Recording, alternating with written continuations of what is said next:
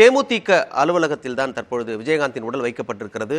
கூடுதல் விவரங்களோடு செய்தியாளர் சுகன்யா இணைந்திருக்கிறார். சுகன்யா, எத்தனை மணி வரைக்கும் தொண்டர்களுடைய அஞ்சலி செலுத்துவதற்காக அவரது உடல் அங்கே வைக்கப்படும்?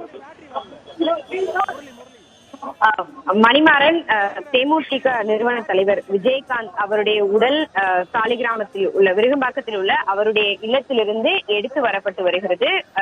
வந்து கொண்டிருக்கிறார்கள். அங்கிருந்தே இன்னும் பெரிய அளவில் நகர முடியாத சூழ்நிலை. கிட்டத்தட்ட ஒரு 45 நிமிடங்களாக விருகம்பாக்கத்திலிருந்து எடுத்து வந்திருக்கிறாங்க. இன்னும் வந்து சாலிகிராமத்தில் இருக்கக்கூடிய காவல் நிலையத்தை கூட இன்னும் தாண்டவில்லை என்றுதான் தற்போதைய தகவல்கள் தெரிவிக்கின்றன. இந்த நிலையில் கோயம்பேட்டில் இருக்கக்கூடிய தேமுதிக தலைவர் விஜயகாந்துக்கு சொந்தமான முதலில் திருமண மண்டபமாக இருந்து 2005க்கு பின் தேமுதிகவின் தலைமை கழகமாக அறிவிக்கப்பட்ட அந்த இடத்தில்தான் விஜயகாந்தின் உடலை தற்போது கொண்டு வந்து வைக்க இருக்கிறார்கள்.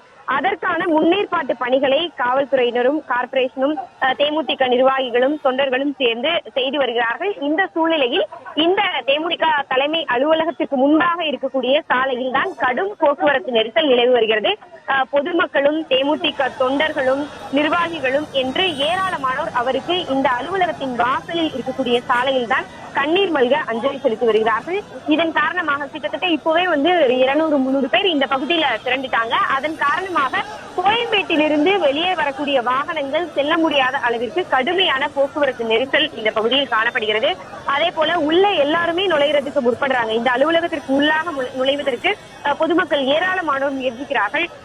ஒவ்வொரு தடவையும் சில முக்கியமானவர்கள் இப்ப கூட சிறிது நேரங்களுக்கு முன்பாக புதிய நீதி கட்சியின் தலைவர் ஏசி சண்முகம் வந்து உள்ள வந்தாரு.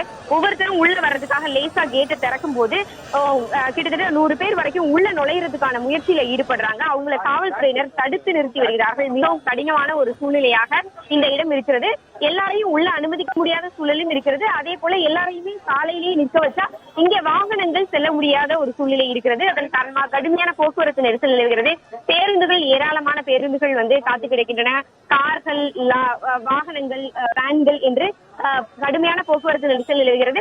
காவல்துறையினர் இந்த இடத்தை எப்படி வந்து சீர்படுத்துறது, பொதுமக்களை எப்படி கட்டுக்குள்ள வைக்கிறது அப்படிங்கிறது தொடர்பான தொடர் நடவடிக்கை ஈடுபட்டு வருகிறார்கள். கிட்டத்தட்ட காவல்துறையினரை ஒரு 100க்கும் மேற்பட்டோர் இந்த பகுதியில் குவிக்கப்பட்டிருக்கிறார்கள். பொதுமக்கள் தொடர்ந்து ஏராளமானோர் தேமுதிக தலைவர் விஜயகாந்துக்கு அஞ்சலி செலுத்துவதற்காக கூடி வருகிறார்கள். தேமுதிக தொண்டர்களும் கூடி வருகிறார்கள்.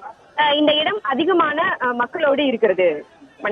ஏராளமான மக்கள் ஒன்று கூடி இருப்பதால் அங்கிருந்து அவரது உடலை கொண்டு வருவதிலே சிரமம் இருக்கிறது. காவல்துறை எப்படி கையாள போகிறது என்கிற சிக்கலும் இருக்கிறது அப்படின்னு சொல்லியிருக்கீங்க. சாலிகிராமத்திலேருந்து இங்கே கோயம்பேடு வந்துட்டோம்னா கோயம்பேடு வந்து எல்லோரும் புழங்குகின்ற ஒரு இடமாக இருக்கிறது. அப்போ இங்கே வரும்போது இன்னும் கூட கூடுதலாக கூட்ட நெரிசல் இருக்கும் அப்படின்றதையும் புரிஞ்சுக்க முடியுது. களத்திலிருந்து விவரங்களை கொடுத்தமைக்கு நன்றி சுகன்யா. சாலிகிராமத்திலிருந்து 45 நிமிடங்களுக்கு முன்பு விஜயகாந்தின் உடல் கொண்டு வரப்பட்டது. ஆனால் இன்னும் கோயம்பேடு வந்து சேரவில்லை. காரணம், ஏராளமான மக்களும் தொண்டர்களும் அங்கே குவிந்திருக்கிறார்கள் என்பதுதான் கள செய்தியாளரின் பதில். அது குறித்த காட்சிகளை பார்த்து கொண்டிருக்கிறோம். இன்னும் கூட சில நேரம் பிடிக்கும் கோயம்பேடு வந்து சேருவதற்கு என்று அவர் தகவலை கொடுத்திருக்கிறார்.